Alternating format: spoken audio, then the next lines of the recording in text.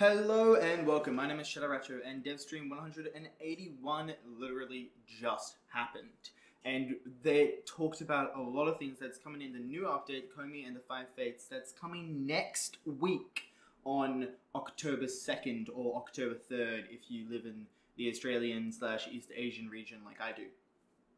And the Devstream covered a lot of stuff, from the new Warframe Comey to the reworks of both Caliban and Nova to the companion reworks that are coming in it. There's a lot of things the Devstream covered, and we're going to talk about some of the highlights from the Devstream in this video, just so you'll know what's going to happen in the next update. It is going to be a quality of life focused update, so not a lot of new content. And also so I can get some of my thoughts out on what I think about the new Warframe, the new reworks, and are they improvements or are they not improvements?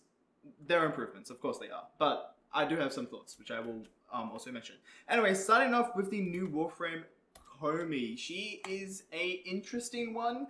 She's a gambling themed Warframe, which I've always kind of wanted the game to have, because I thought it would be cool, but I never really knew how the game would do it.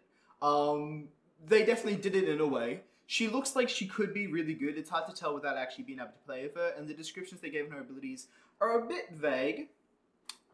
However, it also looks like she could be not weak. She's definitely not going to be a weak Warframe, but it looks like she could be pretty It really depends on how she plays and what she feels like when we actually get our hands on her. She looks fun, at least. She 100% looks fun, so I'd recommend picking her up for that for no other reason. But her mechanics could be annoying. Anyways, let's actually talk about her ability. So her passive will be, one of her weapons will inflict random status effects for a duration. What this means, I don't really know how that will play out. That's literally what they said in the Devstream, like word for word. So one of her abilities seems weird, or one of her weapons seems like a weird distinction to make. And also for a duration also seems a weird distinction. The way I kind of read that is it's going to be a buff that randomly activates every now and then. There's probably like a duration on it, and like let's say every 20 seconds or so it will activate. Either it'll pick your current used weapon, or maybe it'll pick one of your weapons at random, and then for that time every hit or every second hit or something will apply a status effect for, let's say, 10 seconds, something like that, right? I don't know how it'll work, but I feel like it's kind of going to be like that, those kind of vibes. Also is something important to mention, when she casts all of her abilities, she has like this unique graphical interface above her energy bar that is 5 different dices, and they each have a roll like a normal 6-sided dice would, and each time you cast your ability, each of these 5 dice will roll and give like the overall number that the dice roll does. So the first ability summons threads or around the map. They're like literally like strings that kind of summon around your area, and enemies that get hit by these strings will be afflicted by a random status effect. And if you manage to activate this ability and the dice roll you get has 3 6s, enemies that get hit by these threads or run into these threads will be inflicted by all status effects. This could be a really powerful ability, especially for like any condition overload setup, like applying status effects like that en masse really easily, depending what the range of the ability is, how long it lasts. It could be very powerful. So this ability 100% checks out, looks good. Nothing to say about that one. The second ability gives you a challenge, and then, so the challenge that they used in the example video in the Devstream was get a certain amount of headshots, but I'm sure there could be a bunch of different types of challenges. I don't know what the challenges would be. Upon completing the challenge, however, you will get a random decree, the same decrees you get in Devery.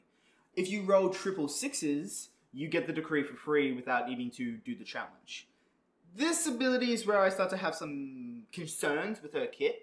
The random decree could be really good because you could get some really powerful decrees that could make her really powerful. But since it's random, you could also get a decree that isn't powerful and doesn't really do much for you. And completing a challenge, for me at least, I don't want to do that. Like, when I'm playing the game, I play Warframe to kind of shut off my brain and just like go around killing enemies. And if I have to think about completing a challenge and like give some thought to my gameplay, I'm not going to want to engage with that. If you want to, obviously everyone's different, so that's cool for you, but I can see a lot of people being put off by that, because I am put off by it, personally. So I'll be interested to see how this ability plays.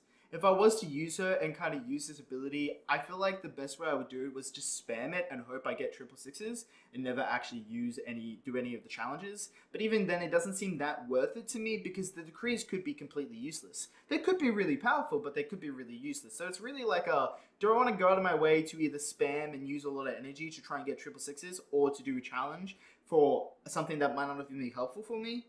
I'm not sure. Her third ability, anyway, will summon these charms around her. Think kind of like Corvex's ability that gives you status immunity. So, and these charms, the number of charms that she spawns is dependent on the total dice roll. So, the total number that all 5 of the dice equal up to, right?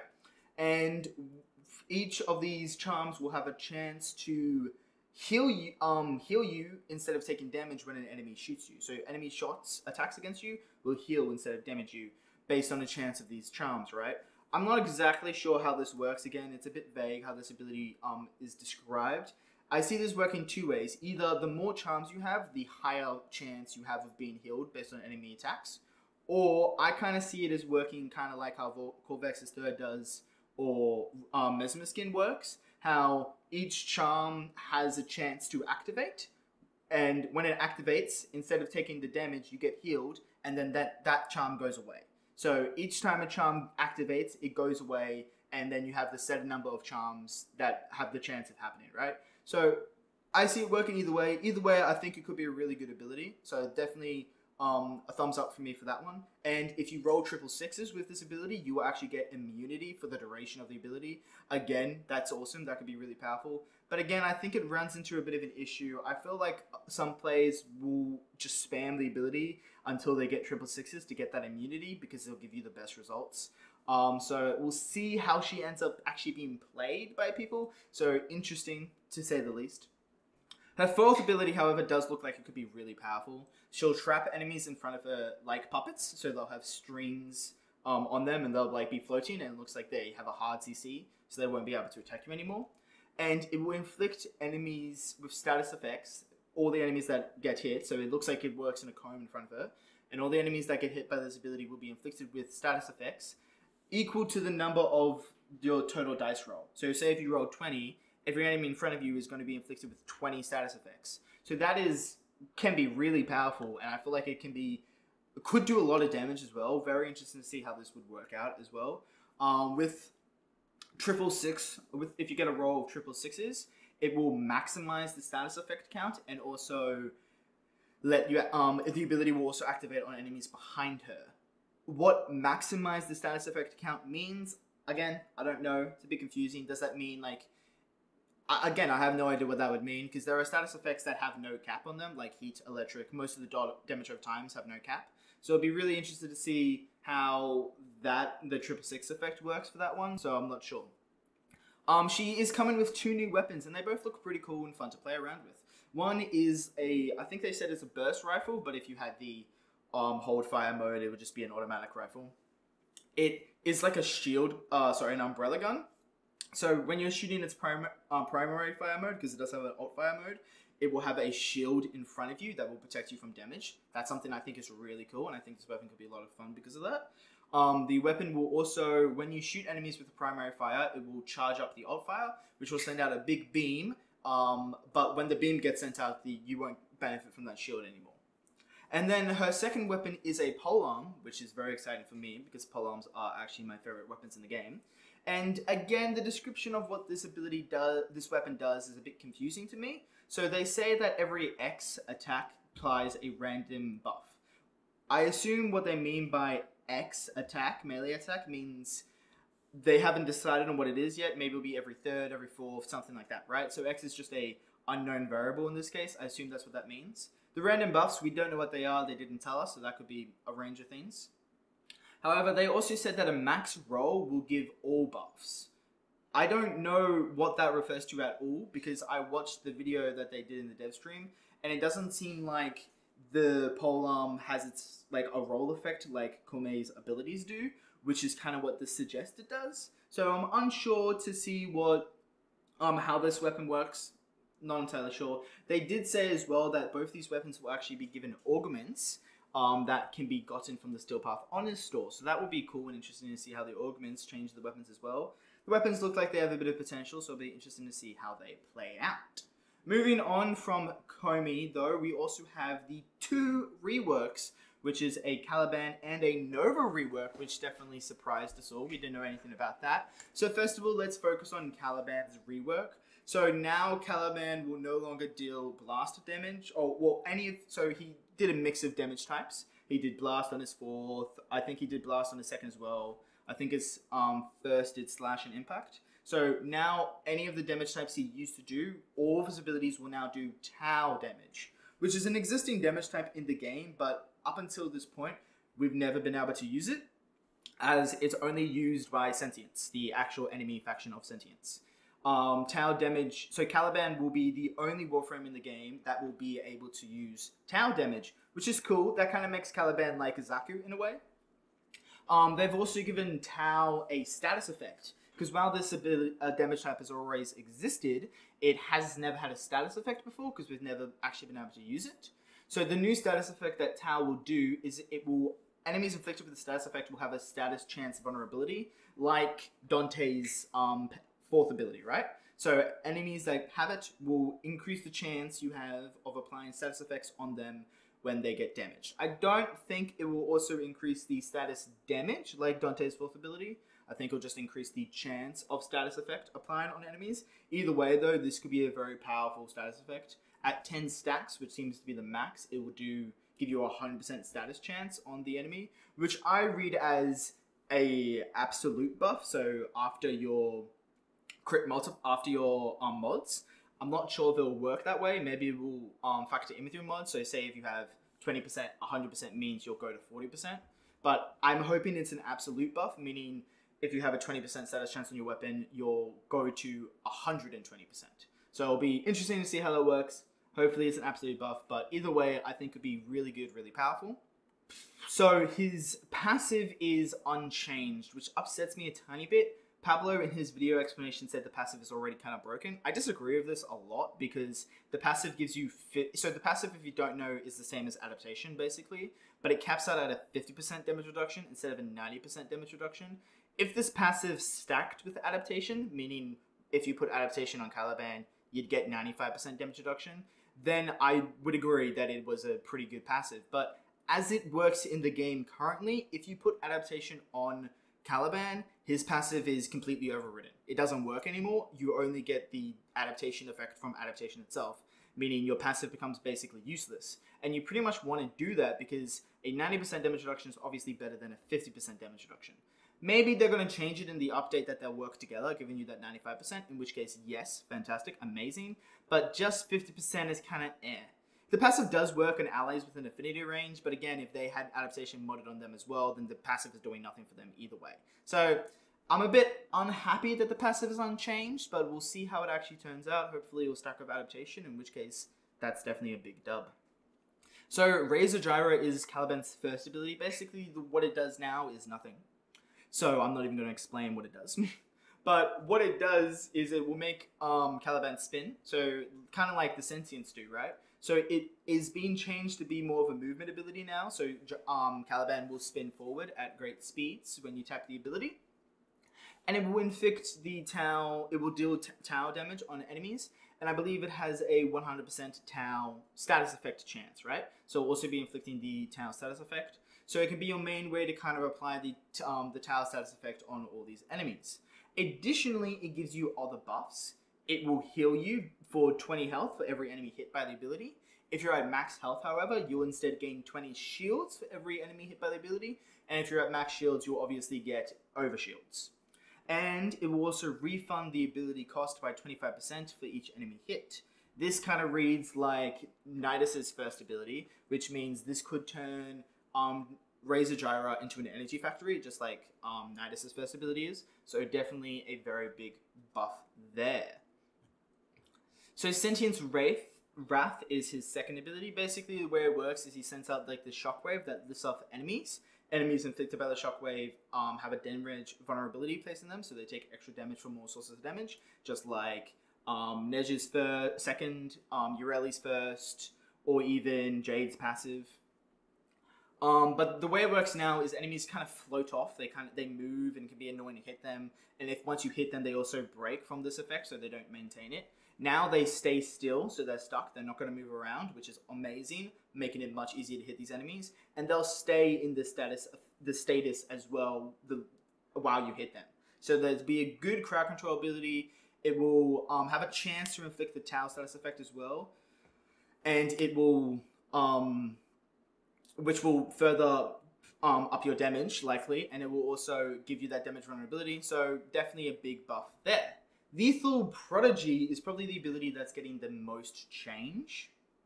The way it works right now is Caliban summons a sentient companion to fight with him, and it will go and kind of distract enemies and give them a shield recharge over time that goes into overshields.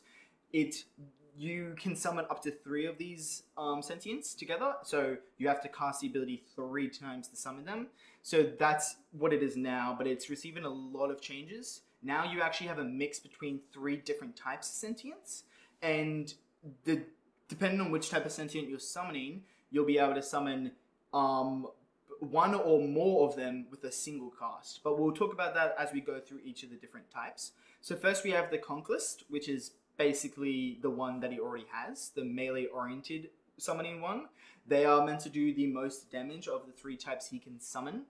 And the biggest effect that they have is when you activate Caliban's 4th ability, one of these Conquests will now also activate the 4th ability with you, so you'll get 2 instances of the ability, but it will be at 50% effectiveness of what your modded stats are.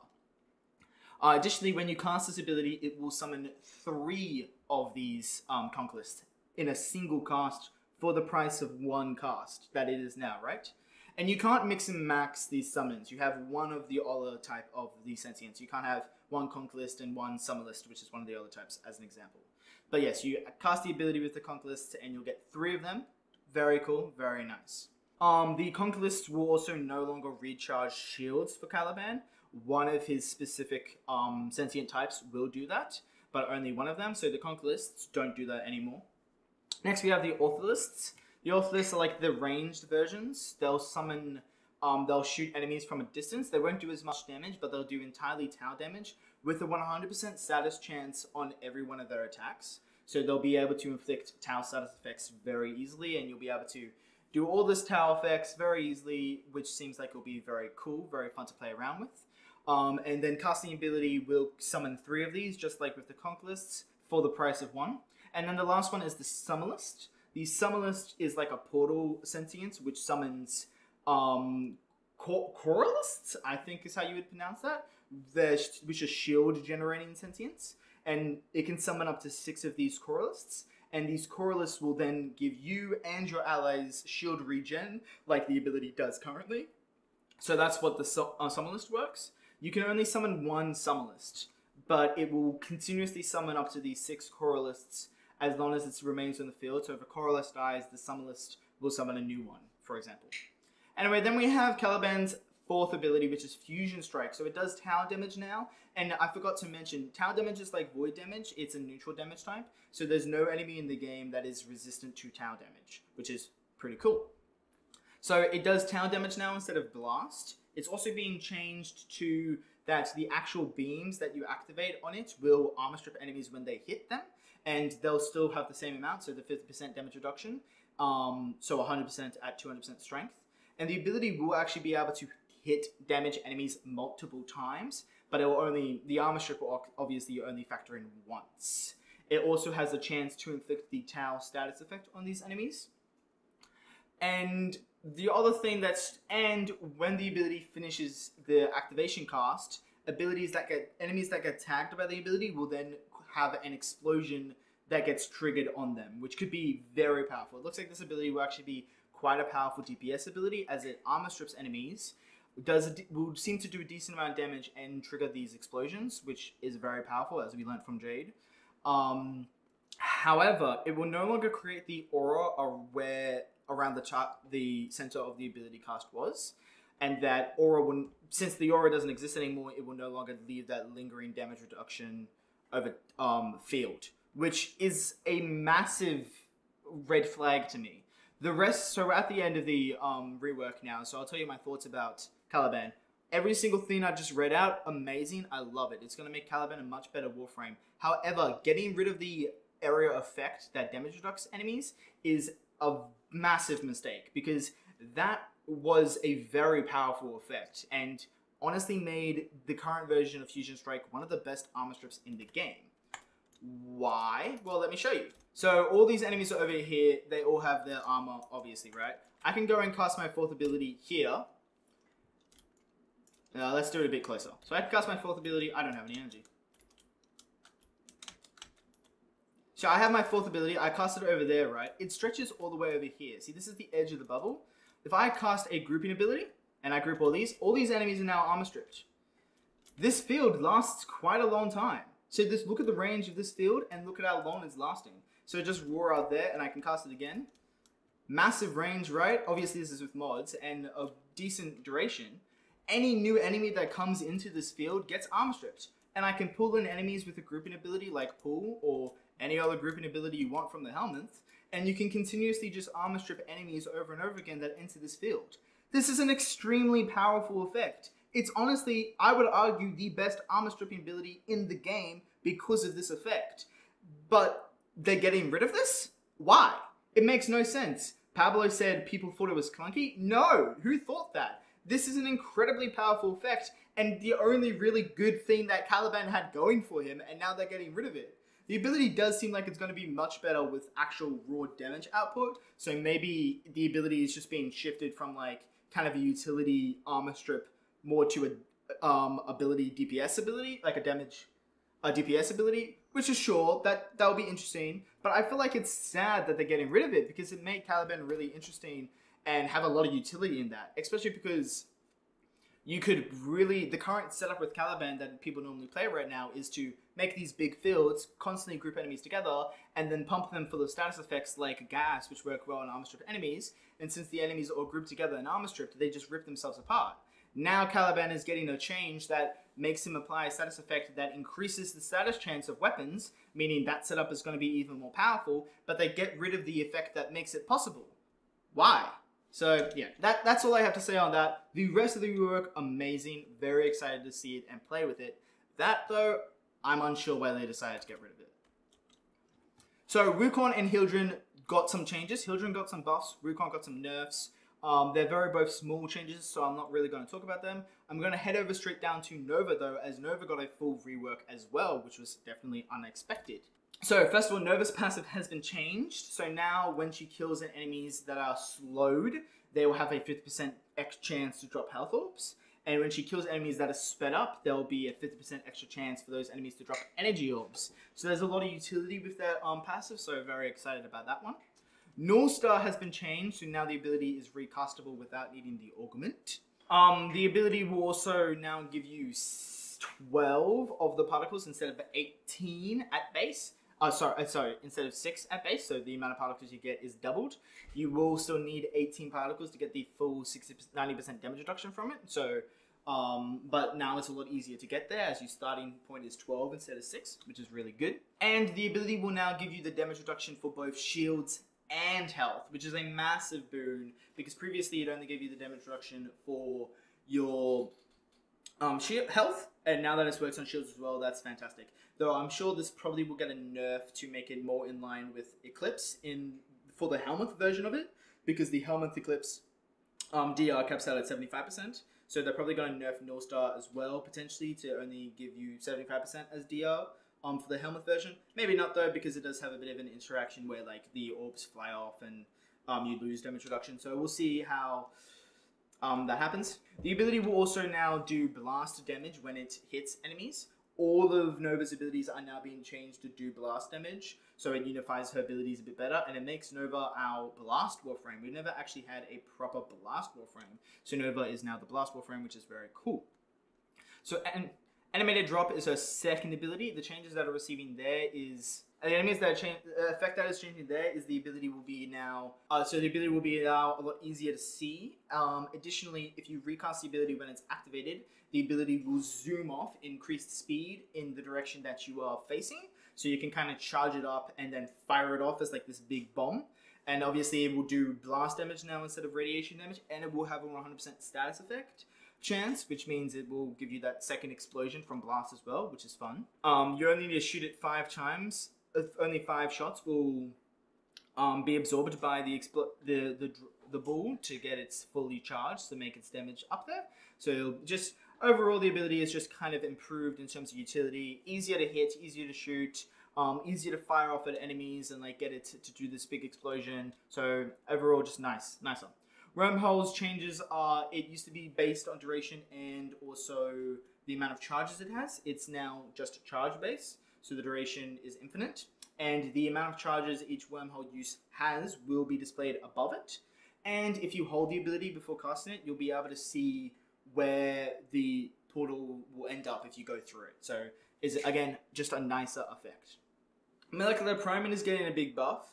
It has a tap hold function now. So if you tap the ability, it will add this slowing effect. And if you hold the ability, it will speed up enemies. So you no longer need to mod for negative strength in order to give the speed up effect, which makes this ability much better. And obviously this ability will now synergize with her passive. Slowed enemies will give that extra health orb drop chance, and sped up enemies will give the extra energy orb drop chance. Also, previously the extra damage that the enemies receive when affected by this effect used to just scale off work on health, but it will now work on overguard health and shields, which is a massive bonus. And enemies that get died will still do that explosion with blast damage obviously, and enemies that are within the area of the primed enemy's death will have a chance for blast to hit them, so like to be applied with the blast status effect. So again, giving you that extra explosions, gonna cause a lot of explosions all around, making it much better. So yeah, Nova's getting some pretty big buffs as well. Very excited to see that.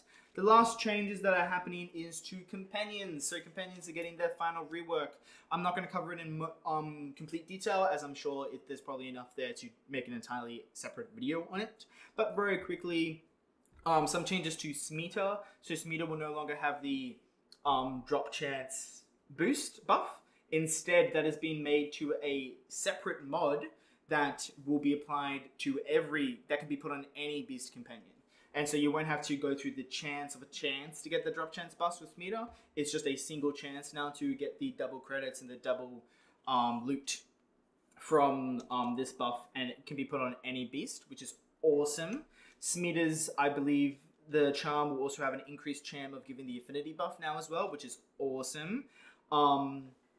Enemy melee companion, beasts now also have their own weapons. So right now you have to put your damage on the beast mods as well, where sentients, hounds, and mowers all have like their own weapon area with like different modding space. So now beasts will each have their own unique weapons with their own modding space as well, which is again a gigantic buff.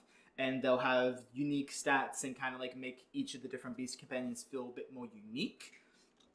A lot of the beast mod, a lot of the precept mods, especially for the beasts, are getting a complete overhaul. A lot of the ones that are really useless, not really done. Some of them are just getting some stat buffs. Some of them are being complete changed. Again, I'll probably make another video going more detail about each individual precept change, as there's a lot of them that are being changed. So I'm not going to talk about that in this video. And some of the Sentinel weapons as well are getting some reworks, because right now Verglass is the only one that is actually capable of DPS. So DE wants to change that and make some, improve the other ones, bring them up to the level of Verglass, make some of them have some unique effects even. So it'll be very interesting to see what happens then. Again, I'll probably go over some more of this stuff in more detail in their own separate video, as there's a lot to cover with it. But for now, at least, that's all that is like the big highlight things that is coming with the next update that we got from the Devstream. We also saw some images of Sado 9, which is the Warframe coming from Warframe 1999. We also got some teaser stuff with Warframe 1999, nothing major though. Anyway, if you did enjoy this video, check out some of my other stuff. And until next time, bye bye!